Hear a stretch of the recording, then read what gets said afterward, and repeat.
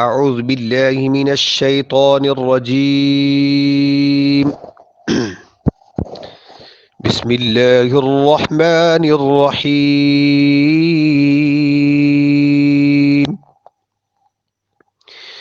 شهد الله أنه لا إله إلا هو والملائكة وأولو العلم قائما بالقسط لا إله إلا هو العزيز الحكيم. صدق اللہ العظیم. اللہ تعالیٰ کی توفیق اور مدد کے ساتھ سورۃ آل عمران کی آیت نمبر 18 کی تلاوت کرنے کی سعادت حاصل کی ہے، الحمدللہ۔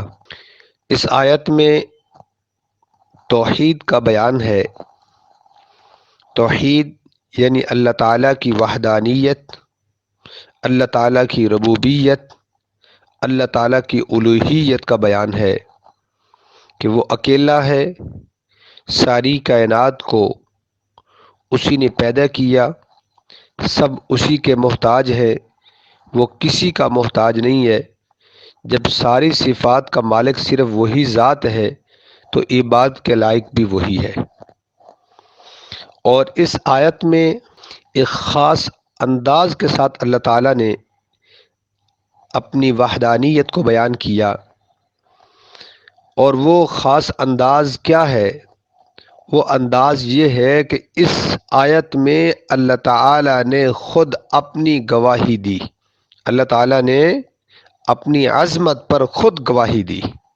نمبر 2، فرشتوں نے گواہی دی، اور نمبر 3، اولو العلم، علم والوں نے گواہی دی۔ اب مزید وضاحت کرنے سے پہلے اس آیت کا پس منظر یا شان نزول کہہ سکتے ہیں وہ ذرا سماعت فرما لیں کہ یہودیوں کے 2 بڑے عالم ملک شام سے مدینہ طیبہ میں آئے، اور مدینہ کی بستی کو دیکھ کر آپس میں وہ تذکرہ کرنے لگے کہ یہ بستی تو اس طرح معلوم ہوتی ہے کہ جس کے لیے جس کا ذکر تورات کے اندر موجود ہے اور جس کی نشانیاں بھی تورات کے اندر موجود ہیں، تو یہ تو اس بستی میں نبی آخر الزماں قیام پذیر ہوں گے۔ تو یہ آپس میں یہ باتیں کرنے لگے، کیونکہ نبی کریم صلی اللہ علیہ وسلم کی صفات طیبہ اور آپ کے شہر کی صفات طیبہ یہ سابقہ کتب کے اندر موجود تھی کہ وہ مدینہ میں آئیں گے اور مدینہ کی نشانیاں ایسے ایسے ہوں گی، اور اس پیغمبر کی نشانیاں بھی ایسے ہوں گی۔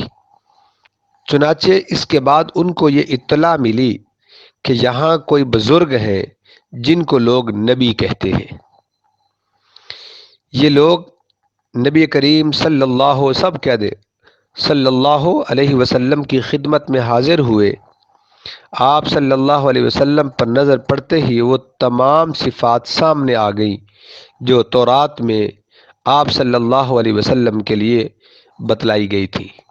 حاضر ہو کر انہوں نے عرض کیا کہ آپ محمد ہیں صلی اللہ علیہ وسلم؟ آپ نے فرمایا ہاں میں محمد ہوں۔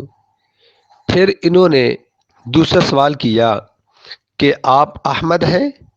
آپ صلی اللہ علیہ وسلم نے فرمایا ہاں میں احمد ہوں۔ پھر عرض کیا کہ ہم آپ سے ایک سوال کرتے ہیں، آپ اجازت دیں؟ تو آپ صلی اللہ علیہ وسلم نے فرمایا اجازت ہے۔ انہوں نے کہا کہ اگر آپ صحیح جواب دے دیں گے تو ہم آپ پر ایمان لائیں گے۔ آپ صلی اللہ علیہ وسلم نے فرمایا پوچھیں۔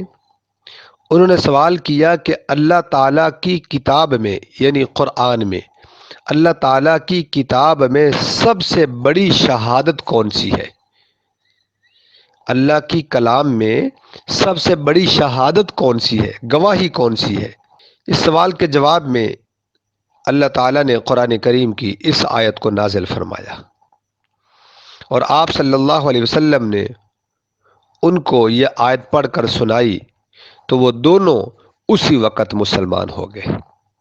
اب اس آیت کا ترجمہ، شہد اللہ انہ لا الہ الا ہو، اللہ تعالیٰ نے اس بات کی گواہی دی کہ اس کے سوا کوئی معبود نہیں، یا شاہدہ گواہی دیتا ہے اللہ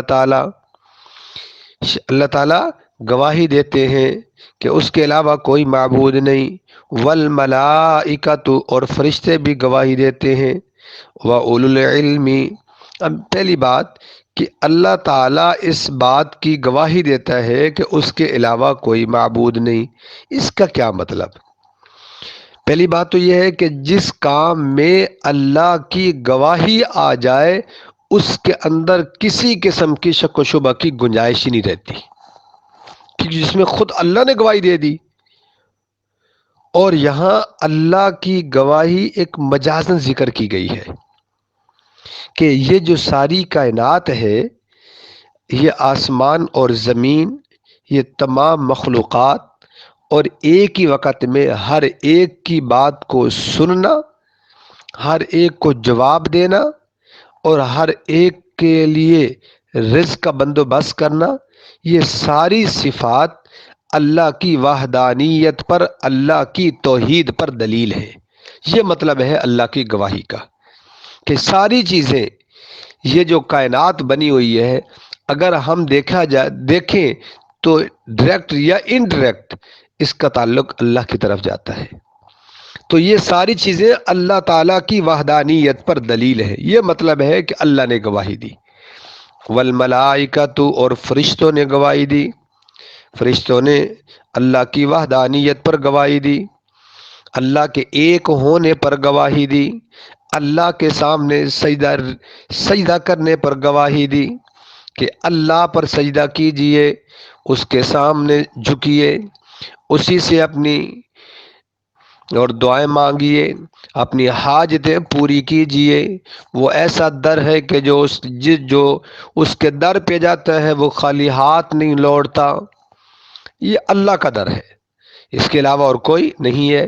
وَأُولُو الْعِلْمِ قَائِمًا بِالْقِسْطِ، وَأُولُو الْعِلْمِ اور اہل علم نے اس بات پر گواہی دی اللہ معبود ہے، وہی عبادت کے لائق ہے، لہذا اس کے علاوہ کسی کے سامنے سر نہ جھکایا جائے، اس کے علاوہ کسی کے سامنے دامن نہ پھیلایا جائے، اسے چھوڑ کر کسی کے سامنے ذلیل نہ ہویا جائے۔ وہی سب کو دیتا ہے، وہی سب کا داتا ہے، دیتا بھی وہی ہے، داتا بھی وہی ہے، خالق وہی ہے، لہذا جب ان تمام صفات کا مالک ہے تو پھر عبادت بھی اسی کی جائے، کسی اور کے سامنے اپنے سر کو، اپنے ماتھے کو نہ ٹیکا جائے۔ یہ اور اہل علم سے مراد ایک تو انبیاء علیہم السلام ہے، اور دوسرا علماء بھی ہیں۔ اس لیے امام غزالی رحمہ اللہ اور ابن کثیر رحمہ اللہ نے علماء کی بڑی فضیلت بیان فرمائی ہے کہ اللہ تعالیٰ نے اپنی شہادت اور فرشتوں کی شہادت کے ساتھ علماء کا بھی ذکر فرمایا ہے، تو اس سے کتنی بڑی ان کی عظمت بیان ہوتی ہے۔ لہٰذا آج بھی ہمیں اپنے علماء کی قدر کرنی چاہیے۔ اور قائما بالقسط، قائما بالقسط کہ اللہ تعالیٰ عدل کے ساتھ دنیا کو قائم رکھنے والا ہے، عدل کے ساتھ دنیا کو قائم رکھنے والا ہے۔ کتنے دیکھیں یہ کس طرح نظام وہ چلا رہا ہے، وہ کیسے اس نے مینج کیا ہوا ہے، یہی تو اس کی شان ہے۔ لا الہ الا ہو، اللہ کے علاوہ کوئی معبود نہیں، پہلے بھی بات کر دی، پھر اس کے بعد یہاں ایک اور بات، قائمن یہ نصب حال ہے، اور اس بات کی مزید تاکید کر دی کہ معبود صرف اور صرف وہی ہے اور کوئی معبود نہیں ہے، لہذا عبادت بھی اسی کی جائے۔ اور العزیز الحکیم، وہ غالب حکمت والا ہے، سب پر غالب ہے، جیسے چاہتا ہے ویسے وہ حکمتیں وہ جانتا ہے ویسے کر دیتا ہے۔ اللہ تعالی ہم سب کو اپنے رب کے سامنے سرب سجود ہونے کی توفیق عطا فرمائے، اور غیروں سے اللہ ہمیں بچنے کی توفیق عطا فرمائے۔ آمین۔ وآخر دعوانا الحمد للہ رب العالمین۔